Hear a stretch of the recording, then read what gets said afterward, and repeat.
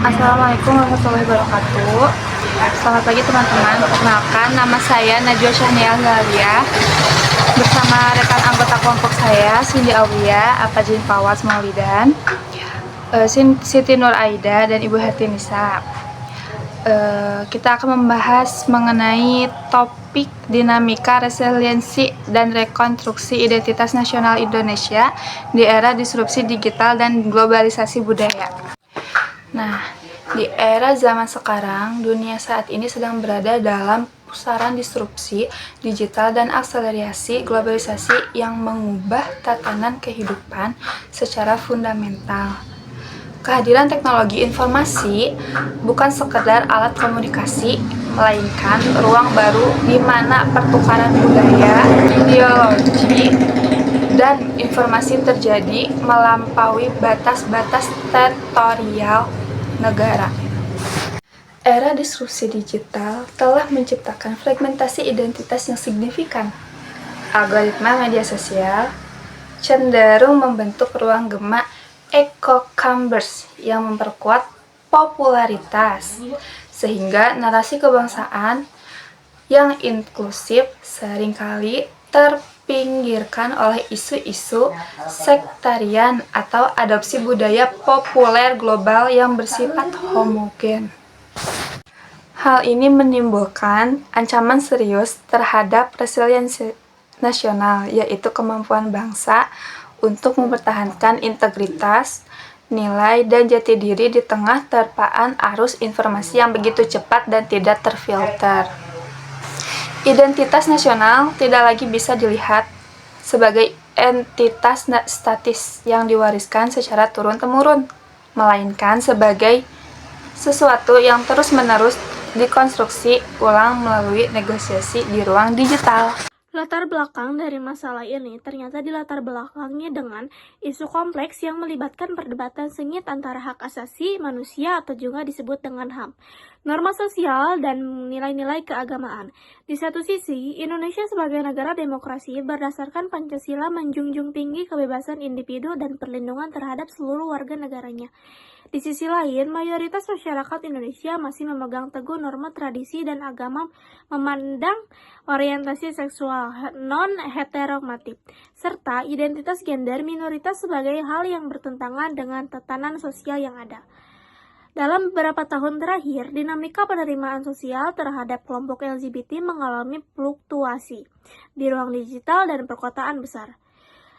Kelompok LGBT mulai mendapatkan ruang ekspresi yang lebih luas melalui komunitas daring dan gerakan advokasi mengenai lesbian, gay, biseksual, dan transgender atau disebut dengan LGBT. Di Indonesia menjadi salah satu topik yang paling informal, namun secara bersamaan mengingat pula resistensi dari kelompok tempat kerja, institusi pendidikan, layanan kesehatan, hingga kekerasan verbal dan fisik. Ketimpaan antara perlindungan hak konstitusional negara dan realitas sosial di lapangan menciptakan urgensi untuk memahami bagaimana dinamika penerimaan sosial ini bekerja. Penelitian ini penting untuk melihat sejauh mana ruang publik di Indonesia mampu mengakomodasikan keagamaan identitas tanpa merusak konsensus sosial yang berakar pada nilai-nilai lokal. Judul proyek yang kita ambil ialah Dinamika Sosial Penerimaan Komunitas LGBT di Ruang Publik Indonesia. Di Indonesia sendiri diwarnai oleh penolakan kuat dari mayoritas masyarakat yang berpijak pada nilai agama, norma susila, dan budaya lokal. Pemerintah dan lembaga negara memandang masyarakat belum siap memberikan pengakuan sosial maupun hukum. Meski sebagian kalangan tetap menekankan perlunya perlindungan hak asasi manusia mendasar seperti hak atas pekerjaan, pendidikan, dan juga kesehatan. Faktor penolakan utama pada komunitas LGBT di Indonesia ialah tentang norma agama. Tentunya mayoritas ajaran agama di Indonesia melarang perilaku dan orientasi seksual di luar hubungan heteronormatif. Adapun pada nilai budaya, yaitu di mana sebagian besar di Indonesia kita menganut budaya timur dan tradisi keluarga komunal di Indonesia memandang identitas LGBT tidak sejalan dengan tatanan sosial yang ada. Adapun pandangan sosial dari penilaian publik, sebagian besar elemen masyarakat dan lembaga negara menilai normalisasi atau kampanye terbuka komunitas LGBT sebagai hal yang belum dapat diterima secara sosiologis. Di samping adanya beberapa penolakan, terdapat pula perdebatan regulasi dan hak sebagai warga negara terkait LGBT ini. Di antaranya, pada pendekatan hukum sudah muncul wacana dari sebagian pihak legislatif dan organisasi keagamaan untuk memperketat aturan atau memidanakan kegiatan kampanye serta tindakan yang dianggap mendorong menormalisasikan LGBT ini di ruang publik.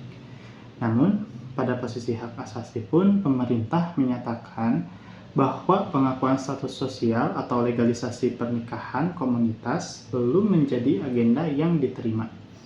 Namun, hak-hak sipil dasar seperti akses layanan dasar tetap perlu diperhatikan dari sisi kemanusiaan.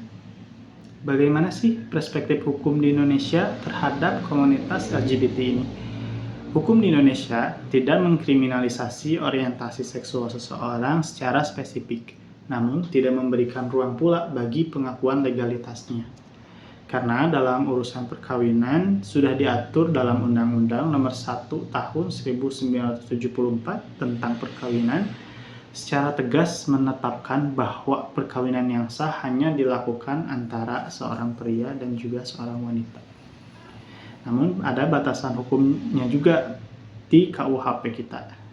Dalam UU Nomor 1 Tahun 2023 pada KUHP baru, tindakan yang diancam pidana adalah perbuatan cabul sesama jenis yang melibatkan anak di bawah umur, dilakukan dengan kekerasan atau paksaan, atau dipublikasikan sebagai muatan pornografi. Namun, di Indonesia sendiri ada yang namanya otonomi daerah khusus. Seperti contohnya pada Provinsi Aceh yang memiliki regulasi khusus melalui Konun Nomor 6 Tahun 2014 tentang hukum jinayat yang secara eksplisit melarang hubungan seksual sesama jenis dengan ancaman hukuman cambuk. Dinamika kebijakan terbaru pun, pemerintah mengklasifikasikan penyebaran budaya LGBT sebagai salah satu ancaman non-militer terhadap ketahanan sosial bangsa dalam Peraturan Presiden Nomor 111 Tahun 2025. Organisasi keagamaan seperti MUI juga sedang menyusun naskah akademik untuk mendorong RUU LGBT ini di DPR. Apabila kita membandingkan sikap pemerintah Indonesia dengan negara tetangga, sebenarnya Indonesia memilih jalan tengah yang tidak melegalkan hubungan sesama jenis demi menjaga ketertiban sosial dan nilai keagamaan mayoritas, tetapi tidak juga menerapkan hukum pidana mati atau hukuman badan secara nasional, kecuali di wilayah otonom khusus seperti pada Aceh.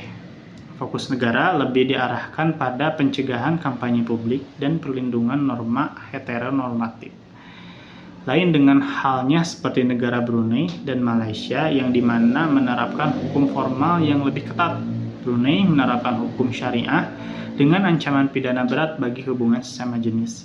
Sementara Malaysia mempertahankan pasal 377 KUHP warisan kolonial Inggris yang mengkriminalisasi tindakan sodomi secara umum. Adapun negara Thailand mengambil arah kebijakan yang sangat kontras di Asia Tenggara. Thailand menjadi negara pertama di kawasan ini yang resmi melegalkan pernikahan sesama jenis, didorong oleh keterbukaan budaya dan ketergantungan ekonomi pada sektor pariwisata serta industri hiburan global. Tentunya pada komunitas LGBT ini akan muncul dampak sosial yang timbul di lingkungan masyarakat terhadap kelompok ini. Tentunya dampak ini akan sangat berbeda di antara perkotaan dan juga pedesaan, di mana pada kawasan perkotaan, di kota-kota besar, pengawasan sosial cenderung lebih longgar karena sifat masyarakat yang individualis. Komunitas LGBT memiliki ruang yang lebih besar untuk membentuk jaringan dukungan internal, mengakses layanan kesehatan, atau bekerja di sektor informal dan industri kreatif. Namun, mereka tetap menghadapi resiko perundungan digital serta penertiban dari organisasi kemasyarakatan lokal. Lain dengan di pedesaan, di wilayah pedesaan, kontrol sosial berbasis adat tentunya juga, agama dan keluarga sangat kuat. Sifat masyarakat yang komunal membuat individu LGBT lebih rentan mengalami pengucilan sosial, pemaksaan pernikahan homoseksual atau heteroseksual oleh keluarga, hingga tekanan psikologis yang berat karena minimnya privasi dan ruang yang aman. Baik, tujuan dari penelitian makalah ini yang pertama memetakan pergeseran identitas, yang dimana disrupsi digital dan globalisasi mengubah pola interaksi, nilai-nilai, dan cara pandang masyarakatnya terhadap identitas nasional. Yang kedua, mengidentifikasi tantangan dalam bentuk-bentuk ancaman seperti polarisasi, hoaks, dan penetrasi budaya asing yang dapat menguji resiliensi nilai-nilai kebangsaan.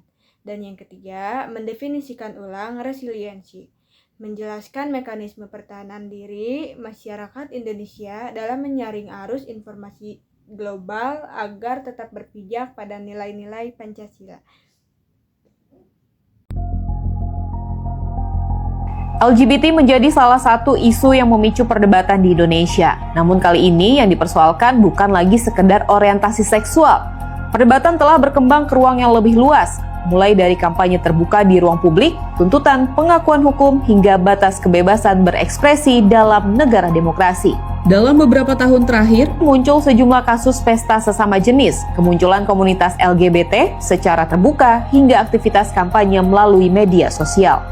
Fenomena ini memunculkan dua pandangan yang saling berhadapan. Di satu sisi ada kekhawatiran bahwa keterbukaan tersebut dapat mendorong normalisasi perilaku yang dinilai bertentangan dengan norma agama, moral, dan nilai-nilai yang hidup di tengah masyarakat. Namun di sisi lain muncul pandangan bahwa setiap warga negara tetap memiliki hak-hak konstitusional yang harus dihormati, termasuk dalam kehidupan bermasyarakat. Perdebatan itu kini memasuki babak baru. Majelis Ulama Indonesia atau MUI menyatakan tengah menyusun naskah akademik dan rancangan undang-undang pidana LGBT yang akan diusulkan masuk ke program legislasi nasional DPR RI. MUI menilai pendekatan moral dan dakwah selama ini belum cukup efektif. Karena itu diperlukan instrumen hukum pidana yang menyasar tindakan seksual sesama jenis serta aktivitas kampanye yang dinilai mendorong normalisasi perilaku tersebut. Meski demikian, MUI menegaskan bahwa usulan tersebut tidak ditujukan untuk menghukum orientasi seksual yang berada dalam ranah private, melainkan tindakan yang dianggap pelanggar norma hukum. Rencana itu kemudian memicu respon dari berbagai organisasi masyarakat sipil. Mereka menilai pendekatan pidana terhadap kelompok LGBT berpotensi menimbulkan persoalan hak asasi manusia, diskriminasi, serta bertentangan dengan hak-hak konstitusional warga negara. Perdebatan pun semakin melebar. Di satu sisi, terdapat kelompok yang berpandangan negara perlu hadir untuk melindungi norma agama, moral, dan Saya akan memaparkan hasil dari penelitian berdasarkan responden, analisis data dari survei mengenai dinamika sosial dan penerimaan komunitas LGBT di ruang publik Indonesia melibatkan 30 responden. Berikut adalah kesimpulan dan rinciannya.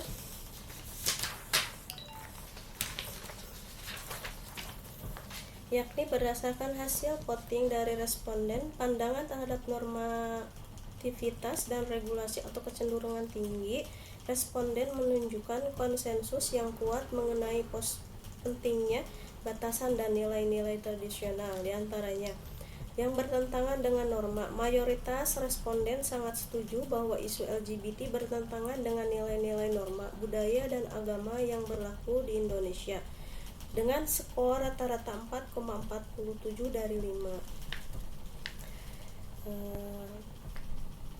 Pandangan terhadap kebutuhan regulasi. Terdapat dukungan yang sangat tinggi bagi pemerintah untuk memiliki aturan hukum yang jelas terkait hak dan batasan isu LGBT dengan skor rata-rata 4,40. Bisa dikisarkan 44%. Dampak konten media. Responden umumnya setuju bahwa konten media yang menampilkan isu LGBT memiliki potensi mempengaruhi pola pikir generasi muda dengan skor rata-rata 4,37. Yang kedua,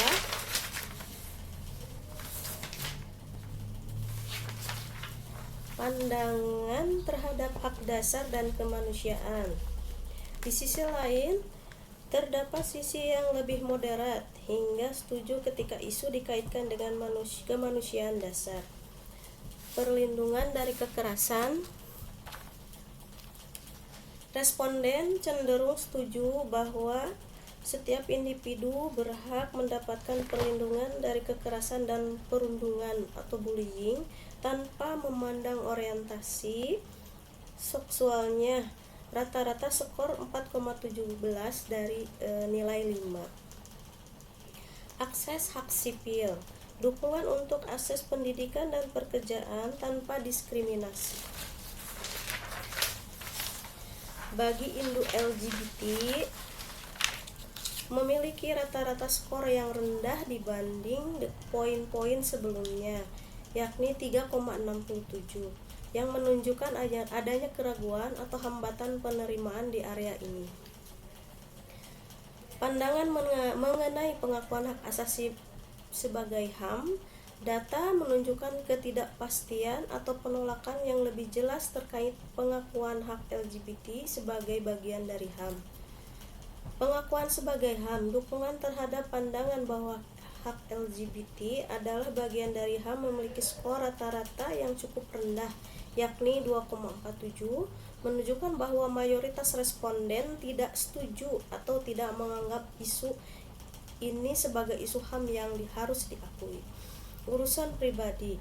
Pernyataan bahwa orientasi seksual adalah urusan pribadi yang tidak perlu diintervensi oleh negara atau orang lain juga mendapatkan skor yang rendah, yakni 3,18 dari nilai 5, yang mengindikasikan adanya pandangan bahwa ruang publik atau negara tetap berhak mengambil sikap terhadap isu ini. Kesimpulan umum dari hasil responden atau skor yang telah kita kumpulkan, secara keseluruhan data survei ini mencerminkan potret masyarakat yang sangat menjunjung tinggi norma tradisional, agama, dan budaya sebagai landasan utama dalam memandang isu LGBT di ruang publik. Meskipun terdapat kesadaran akan hak kemanusiaan dasar seperti pelindungan dari kekerasan fisik, sebagian besar responden menolak normalisasi atau pengakuan hak LGBT sebagai bagian dari hak asasi manusia dan mendukung adanya regulasi pemerintah yang membatasi isu tersebut. Sekian pemaparan saya mengenai hasil dari responden yang kita terapkan menggunakan metode survei makro digital yang telah kita selesaikan. Sekian dari saya. Wassalamualaikum warahmatullahi wabarakatuh. Audio Jungle.